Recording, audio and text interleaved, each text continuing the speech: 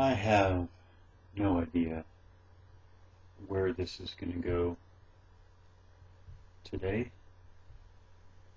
but that's also not too much of a problem because I see this series of videos serving a few purposes. One of which is to be more or less a catch-all for what doesn't fit into videos of gameplay, previews of games that I want to play, and so forth. The only thing that is behind this video, or motivating this video, is thinking recently about my very early gaming experiences. By that I mean very early, because actually I'm thinking most about, or I have been thinking recently most about this transition made very early on between playing and gaming. And so that's the transition between, and I guess even the bridge between playing and gaming is probably the only organizing theme behind today's presentation. I was thinking about just recalling the very early war games that I played or had owned or played. Thinking about Blitzkrieg, the one with the purple cover box. D-Day, obviously I'm talking about that very old edition, very plain looking game. I don't know what else to say about it than that. There was Luftwaffe, the bookcase game, and there was the Caesar at Elysia. So thinking about those, and Firefight, SPI's Firefight, but thinking back to those early games and what I thought about them and what I understood them to be at that time. But then I realized, as I was thinking about that, I realized that it really didn't start there. It didn't start with those games. I think, I recall that even before those tabletop games, there were, the HO scale military figures. I remember Airfix very, very clearly. And there was another company at the same time, I think, and the name completely escapes me. I haven't searched for what that other company's name was, but really started with miniatures, HO or 1/72nd scale figures, and that play with these is really also what could be said to lead into the tabletop game. And again, this should be, if not a universal experience, it certainly should touch into the experiences of many, many, many people my age and older. But that's not why I'm going over this here today. I'm interested in the process of moving from play to gaming. And again, that bridge, because I think playing and gaming are distinct. But there is also this bridge between them. And that's what I think is interesting. So I was also thinking, for me personally, we're talking basically ages 10, 11, 12, 13. And I think it is significant. I mean, many, though not all, but many war gamers begin before full adulthood. And there's probably something to that psychologically, and also socially, if you want to talk about gaming in groups. There's probably something significant to the ages that we move into gaming, wargaming in particular. So for me, you're talking 10, 11, 12, 13, and this is significant for me as I recall, because before this period, my idea of games, and I'm simplifying here greatly, but it was basically, chess, Risk, Stratego, or Stratego, and such. And after this period, after the period I'm talking about, is when I really recognized the world of commercial war games and wargaming. So that's different. So this interim period that I'm talking about, for me personally, which for me encompassed those ages, is when I think I mostly made this transition again from playing to gaming. So starting off with the figures, right? Pretty classic transition. As a young child, getting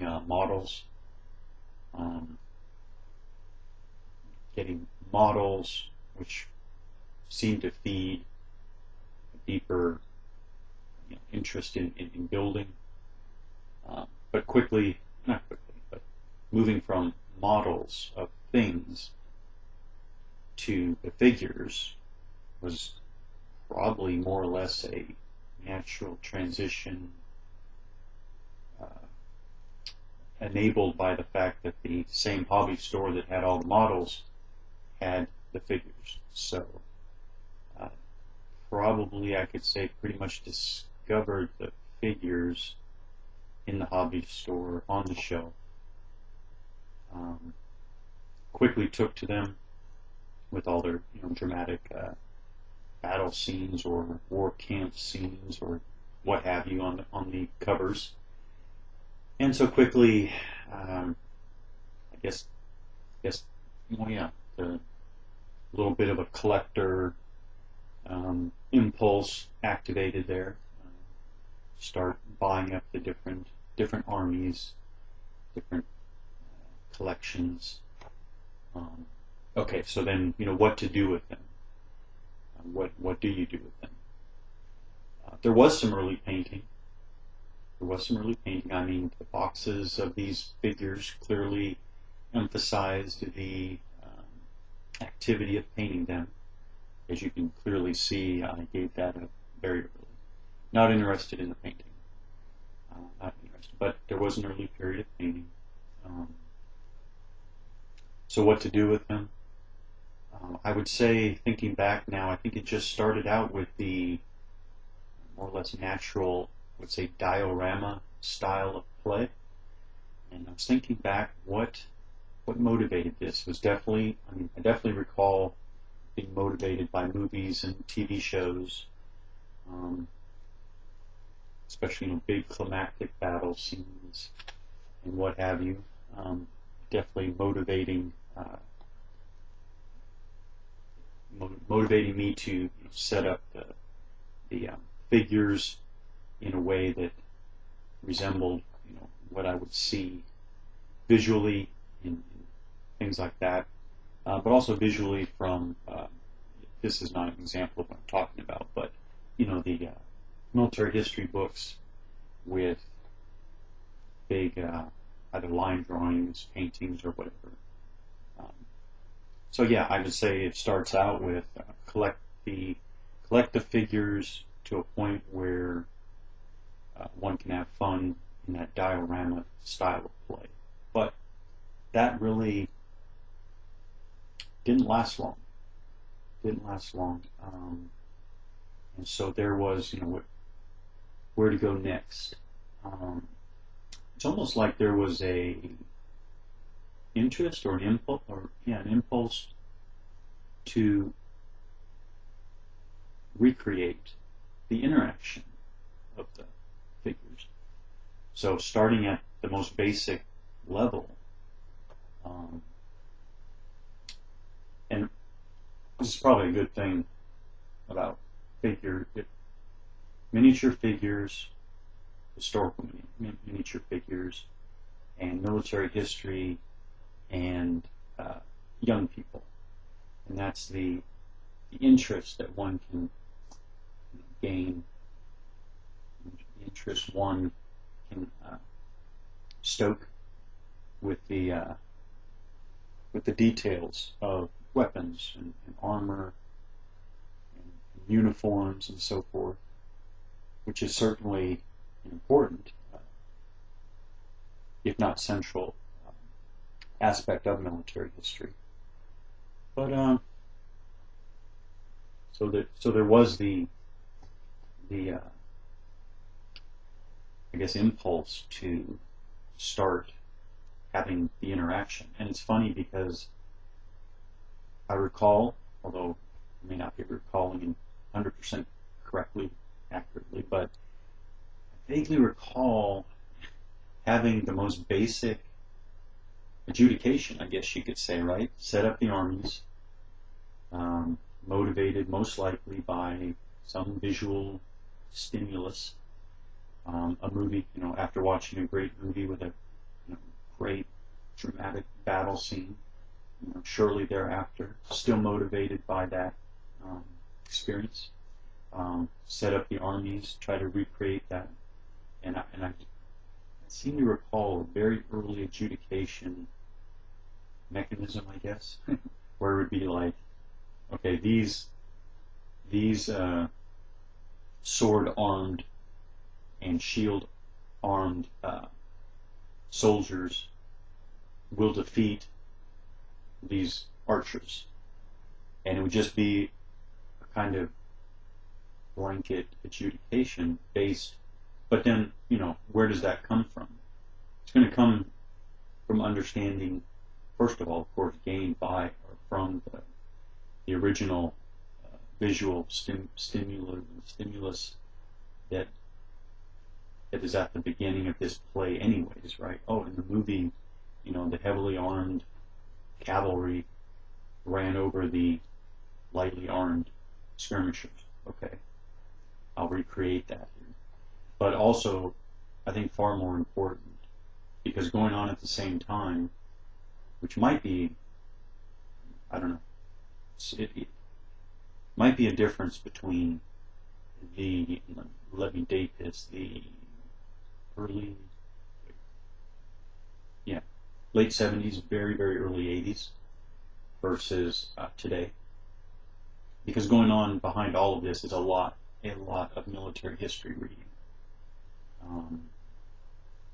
Pulling stacks of books from the local library, for example. So the reading of military history especially, but also other forms of experience, I guess, went into this kind of ham-fisted adjudication. Who would win as units interacted? But of course that didn't last too long, because it was like, how come your little interactions here might often devolve into, how come your infantry are always beating my infantry, or whatever, right? Obviously you need to move on to a better type of adjudication. But it doesn't matter too much, because, again, at the same time as all this is going on, I was probably moving deeper into board games, other types of board games anyways. So the idea of adjudicating with tables, and dice rolling, if not, card flipping, all these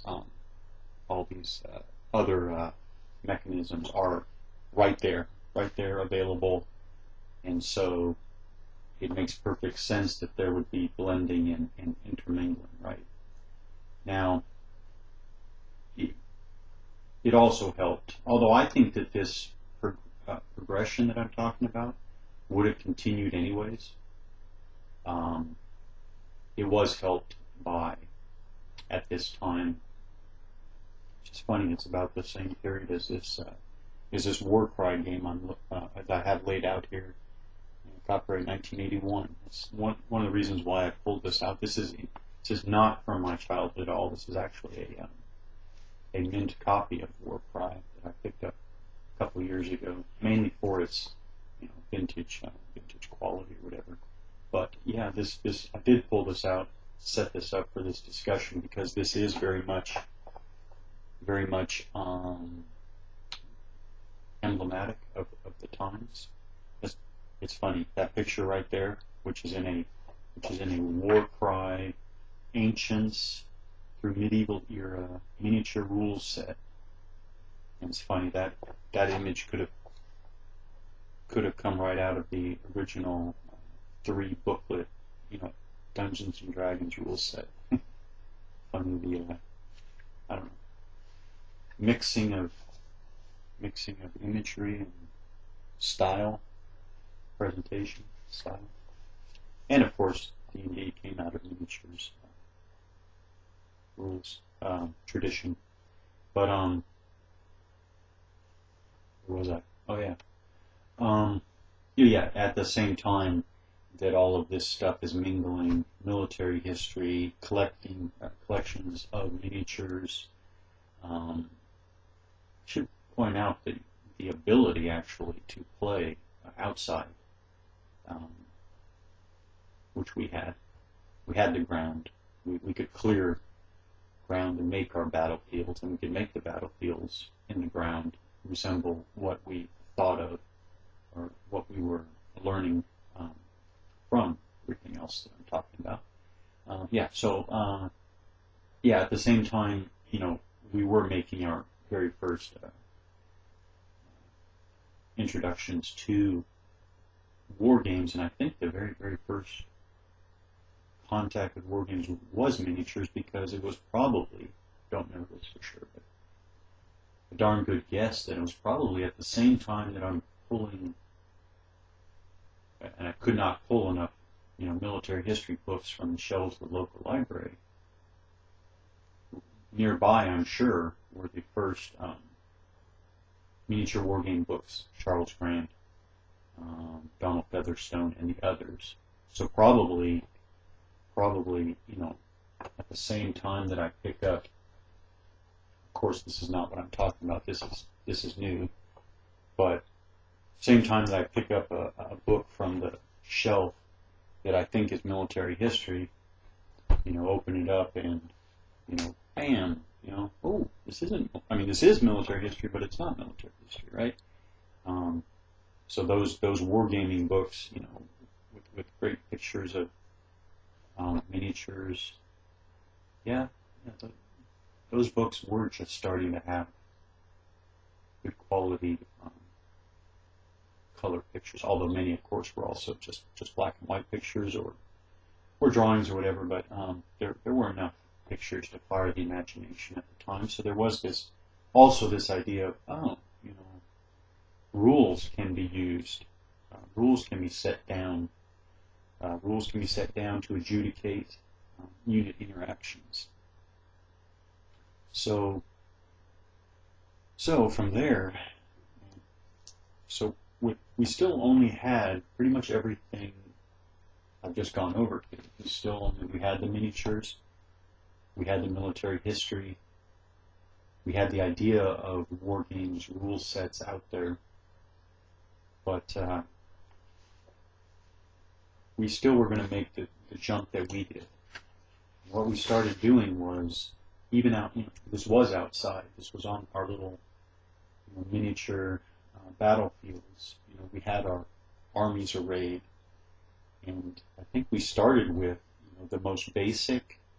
I think we started, again, I may not have this 100% correct, but it doesn't matter. It's just the general concept. I think we started with the basic,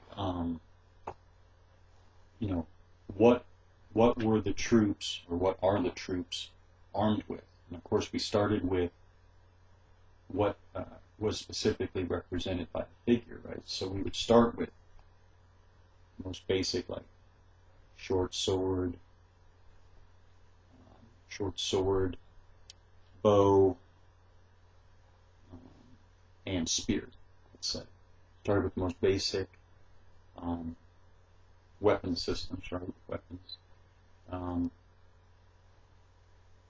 then we quickly figured out that obviously these are used at different ranges. So we might have a close range, being contact weapons, short, medium, and long. And then I think I'm positive, almost positive. We started with a basic six-sided die. Couldn't be more simple. Actually, it's just probably got this idea from Risk, right? But I mean, basic short sword at close range. You know, you hit on a like a 2+, right? And then doesn't affect at other ranges. You go bow, hit on a whatever 3+, short range, 4+, etc. Right? So then we had our armies on the battlefield under the sun, the real sun, and we had our dice, we had our tables, and we adjudicated. Still, I mean, we still were doing, you know, you move all your guys, I move all my guys, and then we do combat. So the most basic level at such a young age already. Movement phase, combat phase. And I don't even think that we started, I think we started with basic move however you want, because we still had the basic diorama play ideas in the back of our minds. So we were just adding the combat interaction, which of course for us was the big deal, right? But then, if we're going to be out here under the sun with our dice and tables, you know, might as well add a ruler, right? And so then, of course, we went to the movement, and we did start. I know we started with the basic. I'm sure we started with foot, mounted, and then we had our movement. You know, movement in inches, right? And anyways, obviously we get the basics here. And we did, by the way, you know, I guess to finish this theme, we did move on to, hey, you know, if the guys attack through a flank or rear, they're going to have an advantage. And we started with our basic modifiers. And I know we talked, you know, we added the leader, you know, units that are near the leader are going to have a morale bonus, going to make them fight better in combat, so that's an advantage. Very basics of really 1970s style miniature rules, right? But we were building these ideas from the ground up, from experience, from reading, wide reading, I guess. I'll say wide reading meaning, you know, military history, all the way to some rule sets that were actually available in the library, in the form of those wargaming books that I mentioned. So then, this is when it really starts picking up, I would say, or at least my memory of it. But anyways, this is where it really starts picking up, and this, I would say, is where the progression really starts to tie in or link military history to what is now gaming. I mean, we've already made the bridge from playing to gaming. And actually we're kind of going down a road of adding more and more simulation. What I mean by this, and the reason, what I'm emphasizing here about the tight interactive loop, I guess, loop between military history and gaming here, is we were getting to the point where we were pulling straight, like it was no longer just a spear. You know, oh yeah, there were spears, there were short spears, there were long spears, there were different kinds of spears. You know, spears with metal tips, you know, so on and so forth. And we were, you know, obviously we got to, from military history reading, there are different types of bows, composite bows, long bows. There's mounted archery versus foot archery. And then there's, you know, then there's arrow supply, right? It just kept going. Then it was like, well, what's the actual armor of the figures, and how does that figure in? And the shield is defensive, is a defensive advantage in only some ways, not in all ways, and so on and so forth. Learning about the and then it was formations. At some point we made the bridge of, we're not talking about individual soldiers here anymore. These figures represent groupings. Oh wow, you know, each figure represents 10 soldiers or 50 soldiers or 100 soldiers. That was a revolutionary concept for a 11, 12-year-old mind, and revolutionary in, so what are the qualities of a group of soldiers? Of course it's basic now, but thinking back, it's so new, right? So then we were getting into, there are formations. I mean, for military history, these soldiers fought in formations, and they fought in formations for reasons, for very specific reasons. And then how is that modeled? And just kept going from there. And how are formations modeled? Now how is movement modeled as it relates to formations? And I think we probably, even still with the miniature figures on dirt battlefields, I think we even eventually got to the concept of morale and stuff.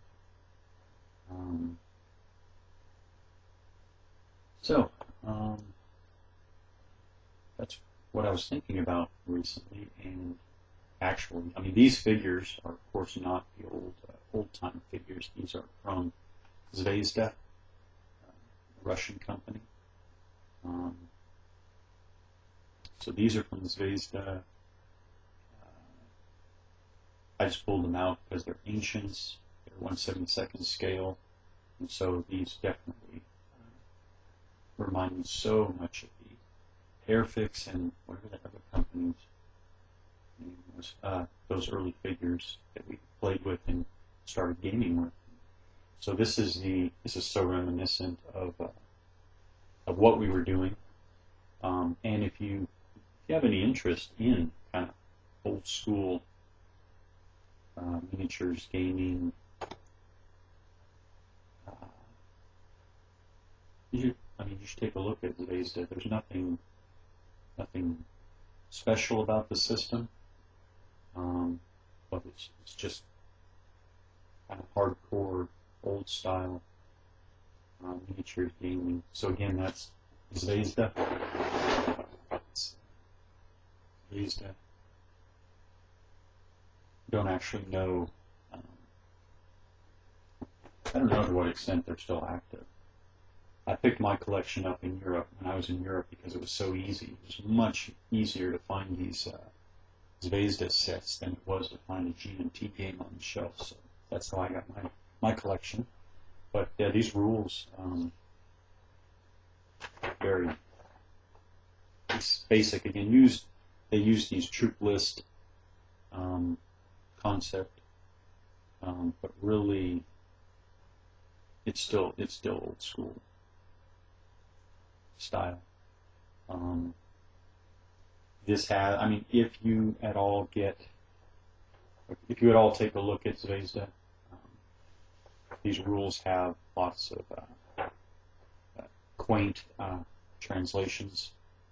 Some of the early material was actually quite poorly translated, but it is what it is, right? This is a Russian company. The rules, I think, they are Russian, and there's a basic English translation here. So like psychological fortitude characterizes the ability of warriors to be calm and courageous and to keep self-control in critical situations. Basic definitions of regiments. Now Zvezda actually uses, while I'm looking at it, Zvezda uses these, it's a black and white photograph in the rule book, but it actually, these are green trays. And the trays are, the trays are all identical, but if you see there, they can be linked. You can actually make larger formations by linking trays together. They very easily slip. They have these little, spoke and notch design here, and each tray allows for 3 by 4 figures. It does use a 20-sided die, which I'll say I actually like that, and also use 6-sided dice. But the combat is 20-sided die, which I like that tool. So I mean, this was what we were doing without it's what we were doing with figures alone. We're putting our soul with the nearly infinite patience of a child. Isn't that funny? Anyway, it sure seemed like we had a lot of patience back then. We would arrange our figures in many formations across the battlefield. Even retro style line drawings in the rule book. But all this stuff we got to with our figures, turning, how formations turn, how easily some formations can turn. Algorithm of shooting phase. It might be a really bad Google translation.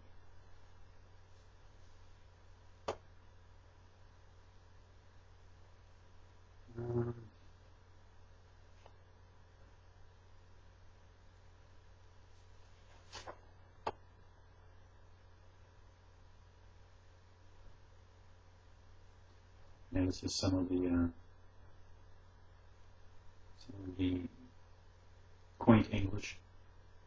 To start a hand-to-hand combat, the regiment must approach the enemy for 1 step or closer. It can be done during an attack or just in course of movement.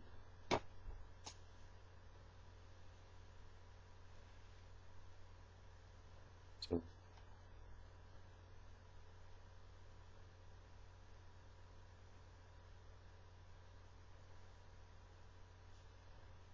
Pierce test. To defeat an enemy, it is not enough just to hit him, for his armor can save him. The Pierce test shows whether the armor has been pierced or not. It is done in the following way. So penetration test. But these rules definitely have all the basics, including morale, formation morale, different types of formations, command,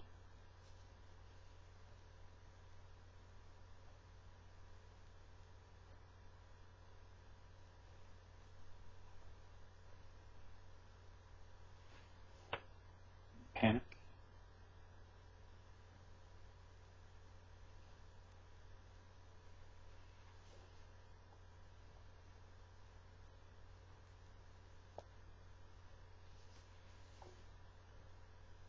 and that was all just the first level of, I should point out actually that I'm making this sound very basic. It's not actually basic. It has, I think, 3 levels of rules.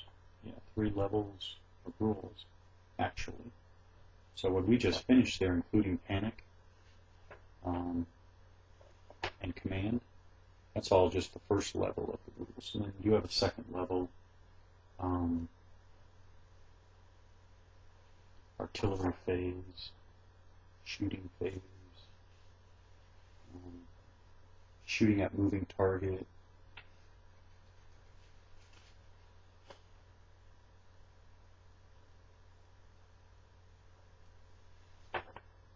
special rules, loose order, camp, column of march, special abilities, weather, limited ammunition, tiredness.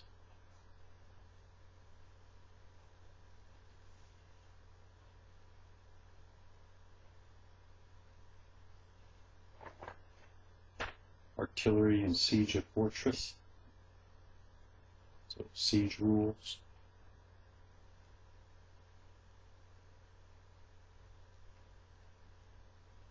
Siege engines.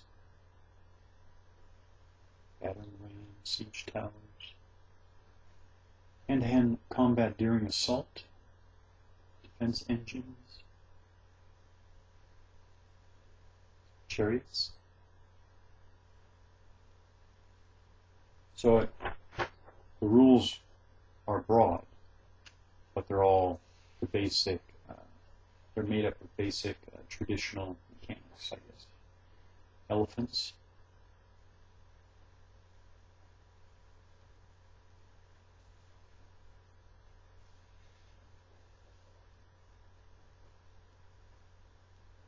Armies.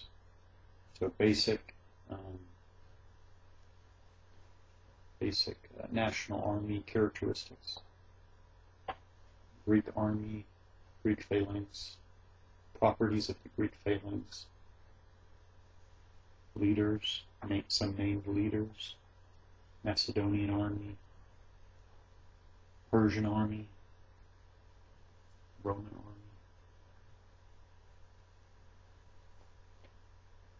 Again, more leaders for each army. Legions.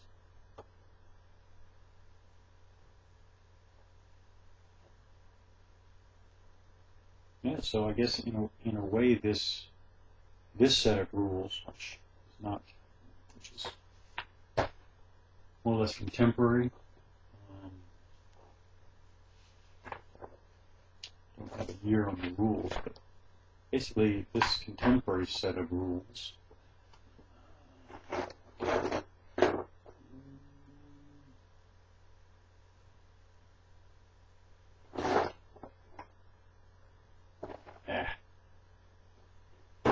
can't be that old.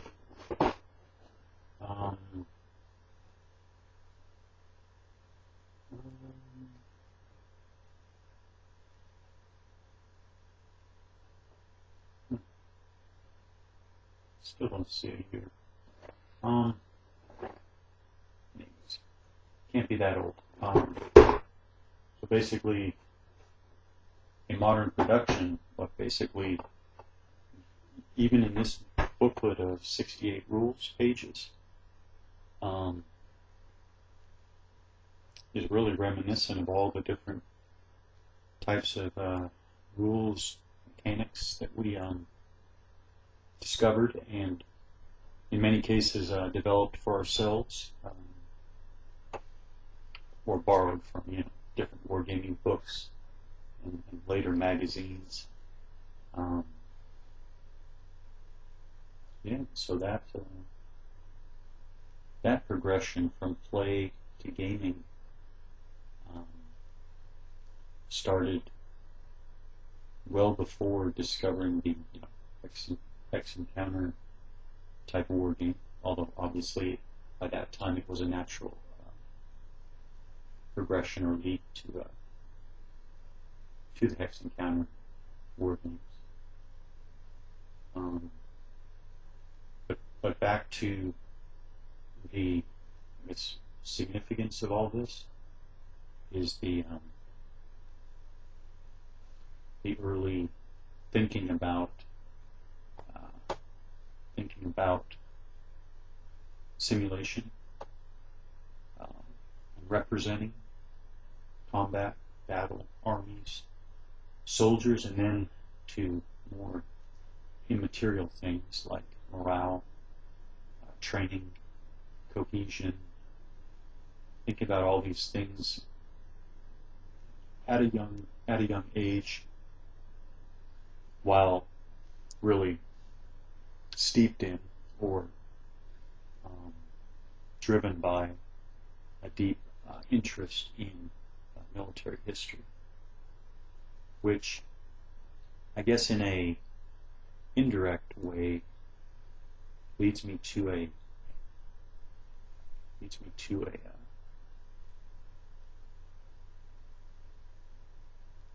something I've been wondering about.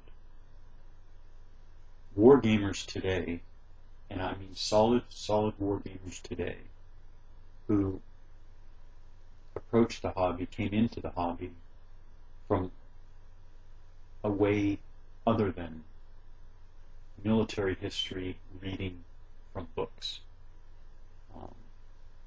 I don't know enough. I just don't know enough to say much on this at all. But it was a bit of an eye-opener to pick up, and I think it was from some podcasts, picking up the idea several years ago that, wow, there are people in this hobby that I enjoy so much, and I know many others enjoy, the hobby of historical or conflict gaming. I say conflict gaming to allow for science fiction and so forth, but the hobby of historical and conflict gaming. There are people in the hobby today, very much in the hobby today, even playing, hardcore war games today, but they came into it from some way other than reading military history.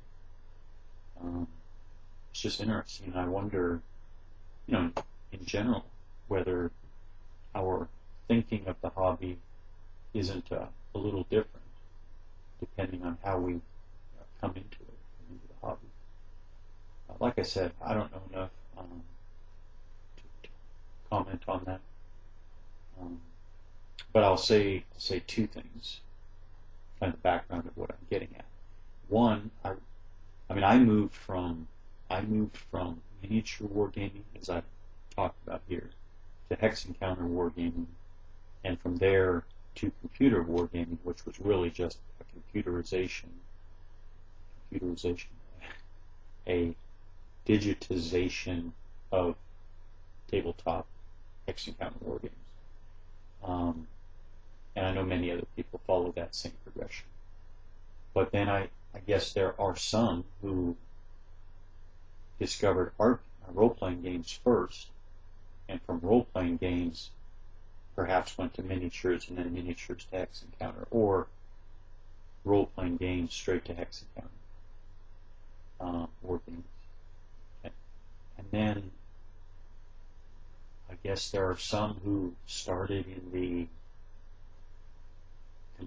100%, I'll say, 100% fantasy / science fantasy miniature gaming, and from that place to historical hex encounter wargaming.